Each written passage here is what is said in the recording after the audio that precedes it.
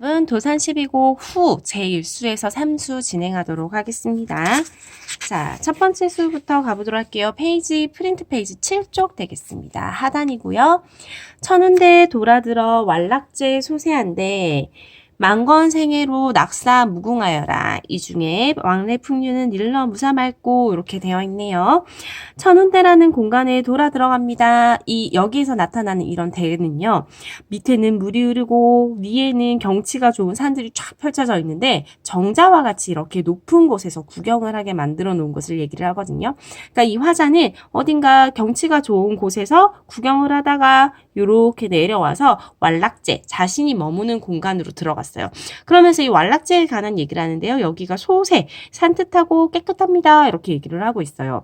그곳에서 나 무엇을 하고 있느냐? 만건생애. 책을 보면서 책을 읽고 있는 낙사, 즐거운 일이 무궁, 끝이 없습니다. 책을 읽으면서 즐겁게 지내는 일이 끝이 없습니다. 이렇게 즐거운 중에 왕래풍류, 산책을 다니면서 즐기는 풍류는 덤이죠, 덤. 그거 말해서 뭐 하겠어요? 너무 좋지 라고 얘기를 하면서 서리법으로 마무리를 하고 있네요. 화자가 있는 공간의 이동이 드러나는 구절이 되겠습니다. 자, 그럼 여기서 화자는 뭘 하고 있는데요? 뭘 하기는 독서를 하는 즐거움에 대한 이야기를 하고 있고요. 자신의 삶에 대해서 굉장히 만족하는 모습이 나타나고 있네요. 다음으로 넘어가 보도록 하겠습니다. 자, 지금 보실 부분은 프린트 8쪽이고요. 후 6곡의 제1소가 되겠습니다. 구구궁 내정이 파산하여도 농자는 못 들어요. 백일이 중천하여도 고자는 못 보나니 우리는 이목천명이 남자로 농고같디 마롤이라 이렇게 얘기를 하고 있습니다. 제가 왜 구구궁 했냐면 내정, 벼락 소리를 얘기해요. 벼락이 얼마나 큰지 파산, 산을 부서뜨립니다. 그래도 모르는 사람이 있어요. 누가 모르냐? 농자. 기가 먹은 사람들은 듣지를 못하는 거죠.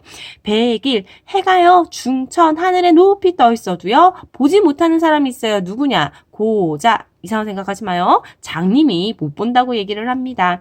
우리는 귀, 눈, 목, 귀도 밝고 눈도 총명, 밝은 남자이니 농고 이렇게 못 듣고 못 보지 말자라고 얘기를 하네요.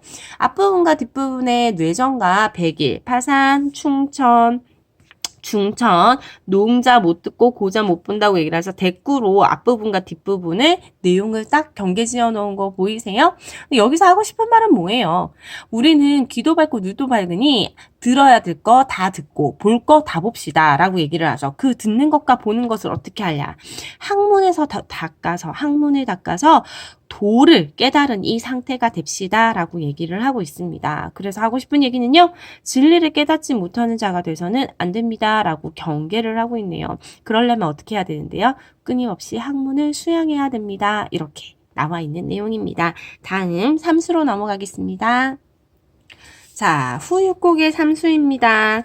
고인도 날 못 보고 나도 고인을 못 빼. 고인을 못 빼도 여던길 앞에 있네. 여던길 앞에 있으니 아니냐고 어떨꼬 라고 얘기를 하고 있네요. 고인, 옛날 사람, 단순히 옛날 사람일까요? 근데 이 고인을 내가 만나고 싶어 하는데 이 도산 12곡의 이황 선생님이 어디서 고인을 만나겠습니까? 당연히 책을 통해서 만나죠. 그러면은 책을 쓴 옛날 성인이라고 생각을 해도 될까요? 뭐 맹자나 고자와 같은 성현이라고 생각을 해도 될 것 같습니다.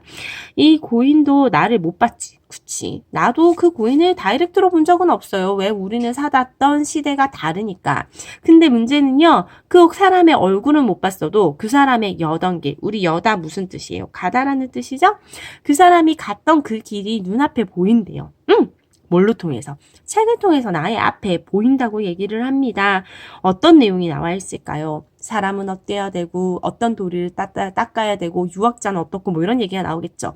그 여던길이 내 앞에 있어요. 그 사람들의 업적이 눈앞에 쫙 펼쳐져 있는데 내가 그거를 안 보고 그거를 안 닦고 그걸 안 수양하고 어떻게 지내겠습니까? 라고 서리법으로 마무리를 하면서 당연히 해야지요 라고 얘기를 하고 있는 대목입니다.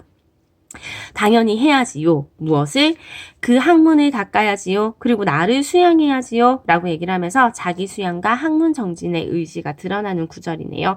표현상의 특징을 보시면 앞부분과 뒷부분에 대꾸로 나타나고 있다는 거 내용을 분명하게 보여주죠. 그리고 뒷부분에는 고인, 여던길 앞에 있어요 라고 꼬리를 물고 가는 연세법. 연세법이 나타나면 당연히 반복법이 나타난다고 말씀드렸죠? 반복법이 더불어 나타나고 있습니다.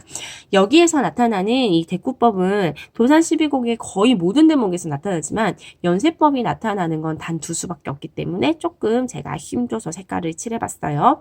주제는 옛 성현의 도리를 본받고자 합니다 라고 얘기를 하면서 수양을 하고자 하고요. 성현들의 학문을 받아서 계속 수학, 공부를 하고자 합니다 라고 얘기를 합니다. 수양이라는 단어는 원래 몸과 마음을 갈고 닦아서 품성, 지식, 도덕 따위를 높은 경지로 끌어올리는 것을 얘기를 해요. 이러한 내용을 살펴보면 도산 12곡에는 유학자로서 학문과 인격을 수양하고자 하는 화자의 삶의 자세가 나타나고 있습니다. 단순히 공부만 많이 해서 그런 학업에 업적을 취하고자만 하는 게 아니라요. 그 도학자에 걸맞는 인격도 함께 높이고자 하는 도산 선생님의 모습이 나타나고 있는 것으로 보여집니다. 자, 그럼 이번 강의는 여기서 마치겠습니다.